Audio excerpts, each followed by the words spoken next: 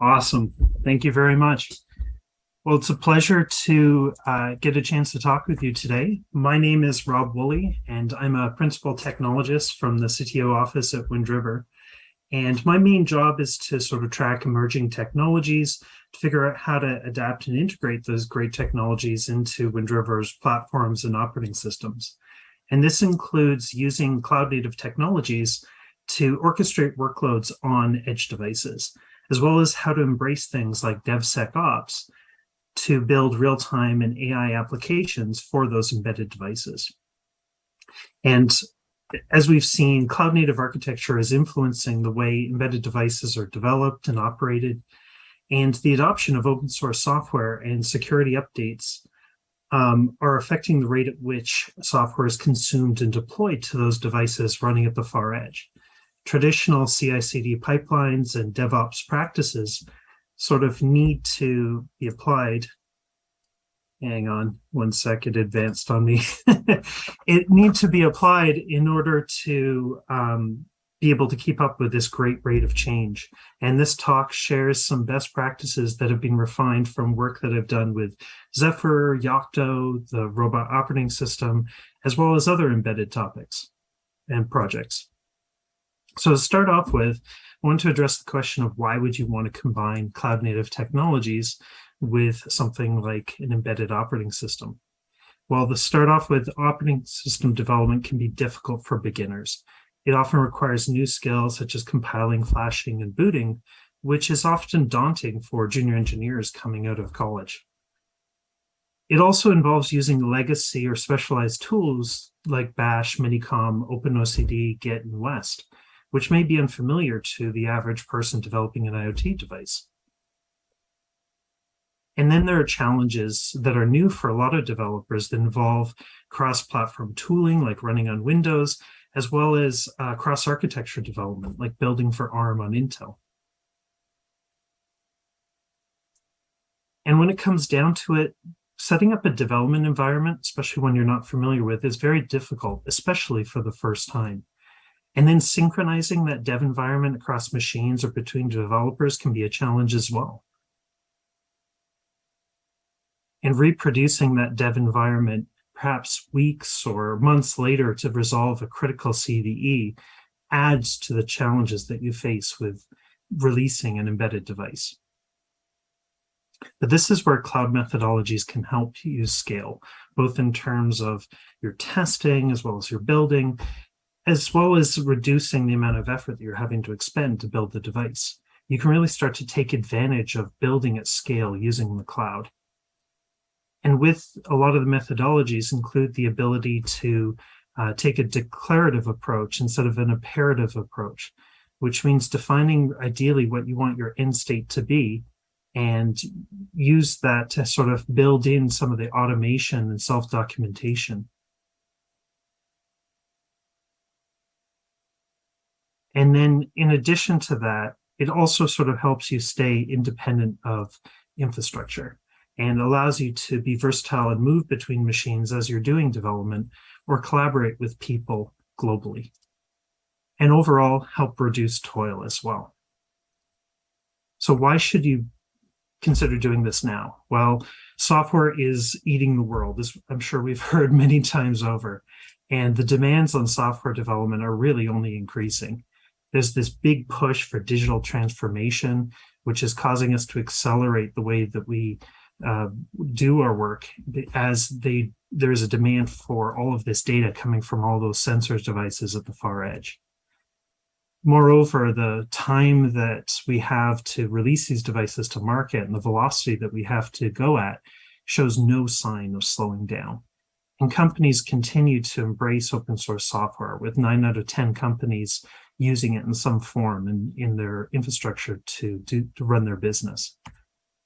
And maintenance and security fixes continue to be a problem, especially for deployed devices that need to be supported perhaps for 2 years or even 10 years or more, where a lot of security vulnerabilities only even become apparent at year 3 or 4. And as we've seen over the past 2 years with the pandemic, when you have global teams, everyone is working remotely. And for embedded, when you need that connection to the hardware, this becomes a challenge. How do you ensure that the hardware is available to anyone in your organization around the world? And as we have a desire to sort of embrace these best practices for things like code quality and security, taking on things like shifting left and software bill of materials allows us to bake the knowledge from these subject matter experts right into the work we do, so that a junior engineer can still leverage this knowledge and experience by taking advantage of everything bundled in a cloud-native way. And moreover, by sharing these methods across the different phases of software development, including deployment and operation, we start to be able to share all of these resources and this fantastic work between the different people in our organization, including our developers, testers, and operators, really leaning into the whole DevSecOps concept. So what is it that I propose? Well, containers are the building block of cloud-native architecture. They're beneficial for things like their small size, their fast time to start, their portability, their ability to sort of run on multiple machines regardless of the underlying infrastructure, as well as their modularity, the ability for a developer to take work that someone else has done and either build on top of it or combine it with other containers that other people have created. And the container itself is largely self-sufficient with all of its dependencies ideally baked into the container image. Now, one thing I'd make the assertion on is a lot of people refer to containers as lightweight virtual machines in the very beginning. And I'd say that's not the case. The way I think of containers are as namespaces and resource limits that are applied to the processes. And this is really important when we start to sort of think about how we can build these containers up together, especially in a pipeline, and make them as small and focused as possible. And this brings in the whole concept of creating a separation of concerns. Just like you don't want to have to worry about the infrastructure containers are running on, you also don't want to have to worry about too many moving parts for the things that are going in your container images. And you also want to reduce the number of base containers you have available, but you also want to be able to cater to all the different use cases to make it easier for someone just to get up and running with one that suits them.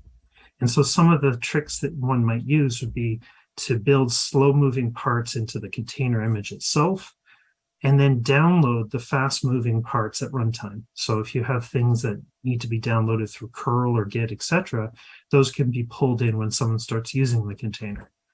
Now, in order to ensure that the network itself is not a bottleneck, you would consider caching some of these downloads for speed and also for the purpose of archiving these dependencies in the long run in case you need them down the road. And in cases where you want to really go fast, you might consider putting those caches on the local disk so that they're reusable across builds and can be shared with multiple instances using read-only volumes. So this is what that might look like, with the gray being the infrastructure that you don't need to worry about, and then the blue on the bottom being the things being built into the container. And what I'd propose is selecting a base image that is focused and provides the minimum that you need, perhaps something like Google Distrolist, which only provides those packages that are needed for that container profile, and then install any of the additional dependencies, like the apt dependencies that we install that when you're first setting up your Zephyr environment. Now in purple, I'm showing things like the tool chain, the CMake tools, OpenOCD. These are things that you might choose to pull in at runtime, especially if you're flipping between different versions of Zephyr or if you want to stay up to date with the latest and greatest. But then things in Cyan like West and the Zephyr Git repository, those you would pull down as you're doing development. Those, I think, are the ones that are most likely to be highly in flux. However, in some cases, if you are focused on a very fixed version and you're always using the same versions of these components, like say, for example, you're forking Zephyr off at a particular moment in time so that you can develop your embedded device, you might choose to bake all of these into the container image itself. Like the answer to most questions in IT, it depends. What I propose is consider 4 different types of containers. The first one being the development container, second one being a pipeline container, third one being a deployment container, and lastly, the fourth one being an operations container. So let's dive into what this would entail. So a development container would be a full development environment that has all of the dependencies and the tools that you would need to do your Zephyr development. So a lot of the common text editors in IDEs like VS Code, CLion, Vim, and Emacs already have plugins and extensions to support this way of doing development using containers. VS Code even takes it one step further, and you can actually specify extensions in a JSON file that will automatically get installed and become available in the IDE when you launch the development container. And this is really powerful, especially for new developers or for experienced engineers that are switching environments, because you have those tools you need ready to go without having to go and populate your vimrc or your VS Code JSON files yet again. And you can even see how the development containers can be built upwards to include middleware and frameworks that run on top of things like Zephyr. So as an example, if you're building an application for the robot operating system, you might consider baking that into the container. And in the picture here on the bottom right, there's an example of the ROS extensions that automatically get included into the IDE when the development container is launched. And in gray on the right-hand side, it's actually a VNC session that's built into the browser, inside of VS Code, and it's showing RViz, the robot simulator. So that's a fantastic idea, but here's a concrete example of how we implemented it. So I had a fantastic co-op student named Dhruv Upadhyay who developed a Zephyr dev container specifically to build Zephyr for STM32 devices. And he bundled in all of the components into the base image to make it easy for developers to get started and having all the pieces they needed. And when we did that, that included an Ubuntu base image, Zephyr host dependencies, West and its dependencies, CMake and SDK, and the Git repos. And it clocked in around just under 4 gigabytes. And so someone would be able to just pull that from a container registry, and then they'd have everything they needed to start developing for Zephyr. And as a trick, in order to reduce the size of that dev container, he supplied a custom West manifest that limited the house supplied to just STM32. And then in addition, he successfully used that with VS Code and Windows Subsystem for Linux 2 to develop a Zephyr application for the microcontroller.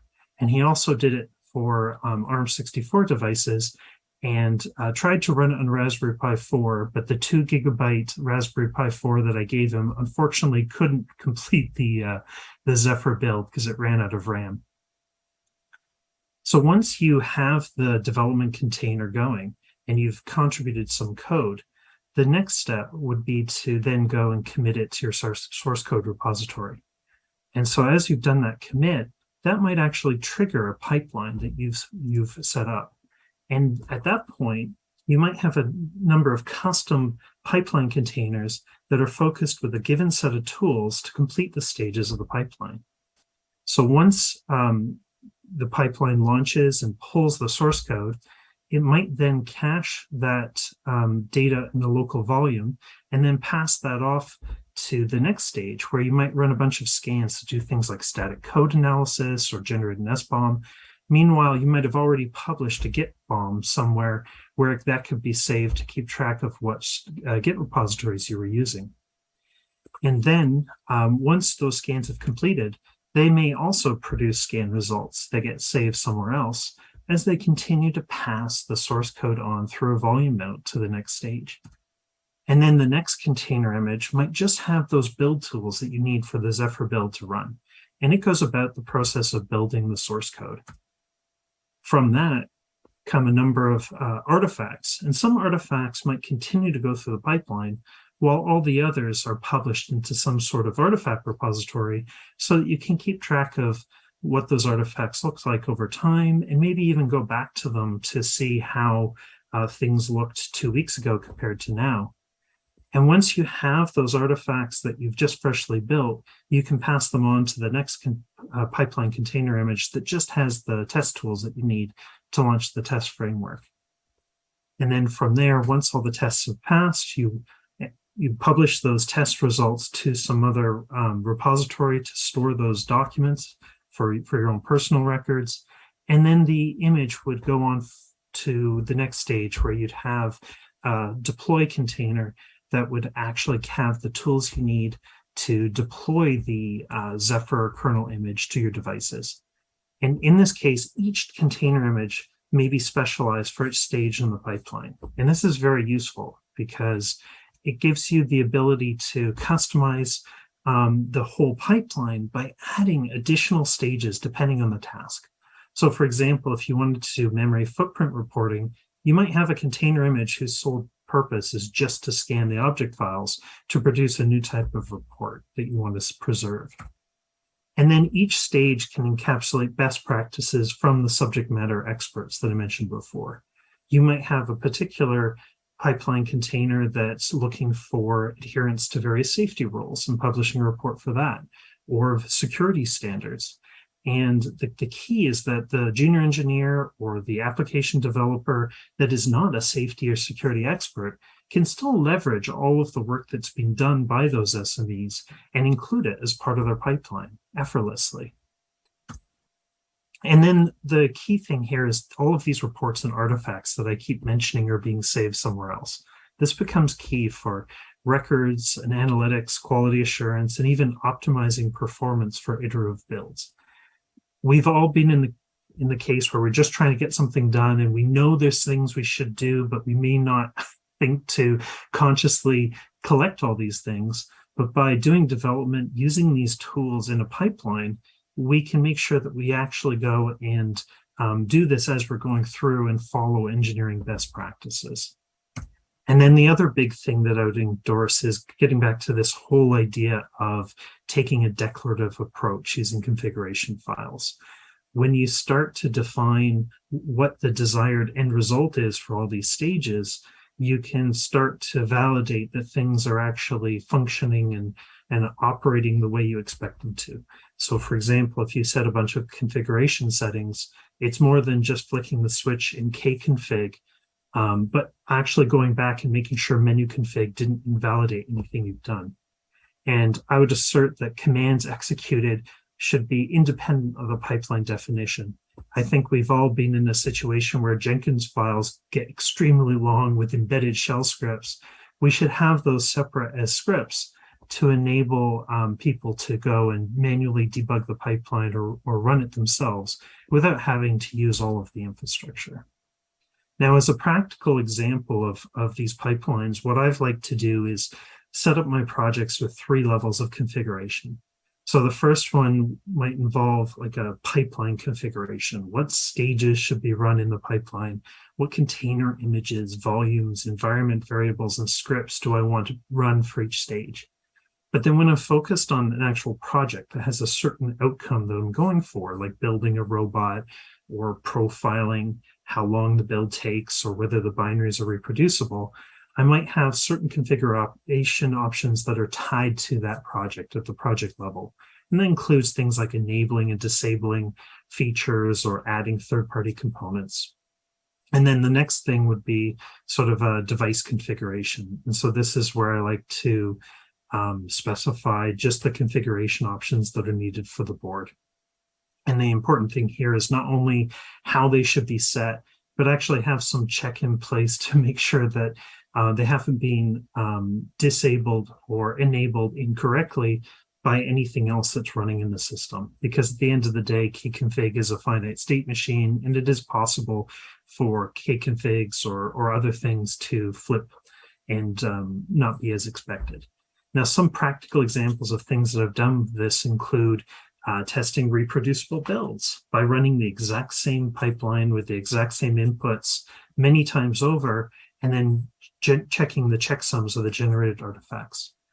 I've also used it to sort of trace the builds themselves, both at the process level to see which processes are being executed, how long they're taking, to profile it at the macro level, but also by enabling some of the tracing flags in Clang and other compilers to see how long the compiler itself is taking, which is really useful when you do a toolchain update and you need to see whether the new toolchain is running at the same performance level as the one that you had before.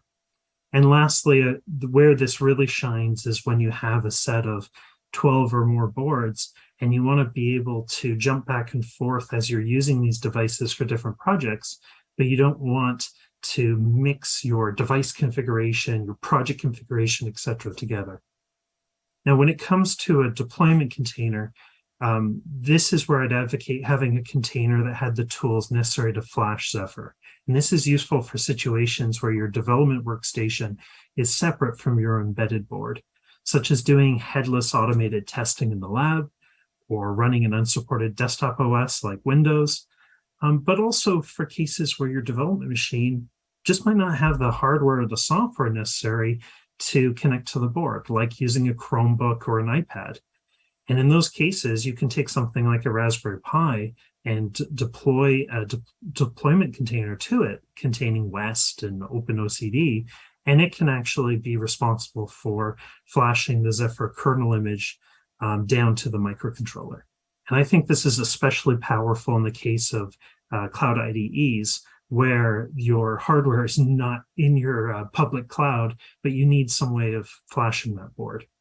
And Dhruv actually repurposed the dev containers he used before, and he successfully used containers executed by VS Code with WSL2 with USB IPD Win to flash the STM32 microcontroller plugged into a Windows laptop. And this was all happening from inside of a Linux container running in WSL.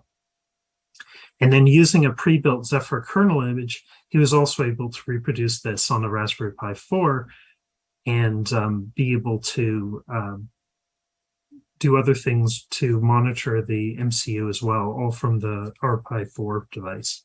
And the trick in both of these cases was to set up the C groups. Then the fourth one is an operations container. And this is a container with additional tools to facilitate operational tasks for fielded devices. So if you take an example where an organization is running Kubernetes as their control plane for their orchestration software, the Zephyr devices are the sensors located at the far edge that operate wirelessly over Bluetooth LE. And they can't join the Kubernetes cluster directly because they can't talk over the bearer that's being used to talk to Kubernetes. And they certainly can't join the overlay network that Kubernetes is using between the clusters, the nodes in the cluster. So in that case, a practical example is to use a Linux gateway in between that can talk to both networks and is running the kubelet, so it is able to join the cluster as a node. But it can also run a Bluetooth LE server to detect Bluetooth clients, and it would run that inside of a container. And another student I had, Braden Moore, wrote a custom resource and custom controller specifically to instruct Kubernetes on how to find and detect these Zephyr devices attached to the gateway. And this allowed him to see the Zephyr devices from the Kubernetes control plane and actually proxy commands to them via the gateway. And this allows us to do things like over-the-air updates using things like the DFU capabilities in MCU boot to deploy new versions of the RTOS and any applications on the device or in the image to the MCU. And this is what Kubernetes Dashboard looks like running the CRDs. And you can see on the command line, you can run a normal Kubernetes kube control command, and you can see your Zephyr device paired with this gateway. So this is actually really powerful and connects Zephyr at the far edge up to the cloud devices running Kubernetes. So in summary, leveraging cloud technologies for development and operation shows some immediate and practical benefits. Dev containers make getting started as simple as pulling a container and provides a safe starting point for beginners using technologies they're familiar with. The cloud-native principles encourage automation and sharing of knowledge between team members while reducing toil. And getting acquainted with the cloud helps us lean in on applying things like CI/CD and DevSecOps for the far edge. So as some next steps, what I'd suggest is it would be fantastic if we could make some Zephyr dev containers available from the community so that new developers could get started. And I think they're the ideal target audience for this.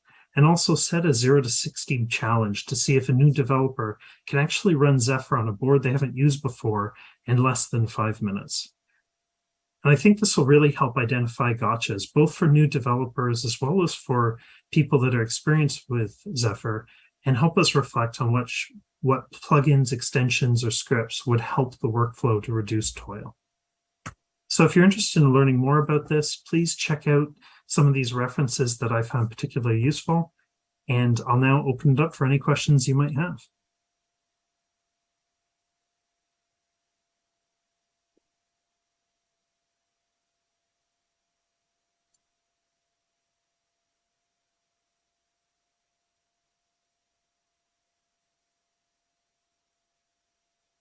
And I'm just flipping over to Discord.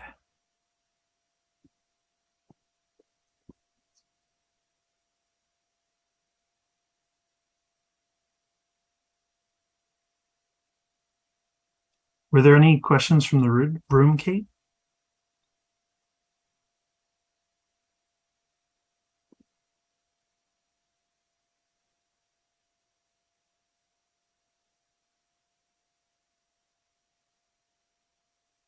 Right, no hands raised right now in the room. So I'd start verbally answering some of the ones in the Discord channel, if you can, while people are thinking, and then if there's if some people want to raise their hands, I'll pass them the mic.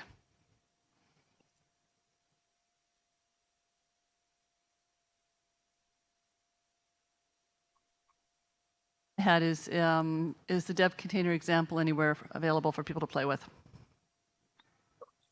I haven't published it yet, but I'd be happy to do so. If anyone's interested in getting it right away, please just email me.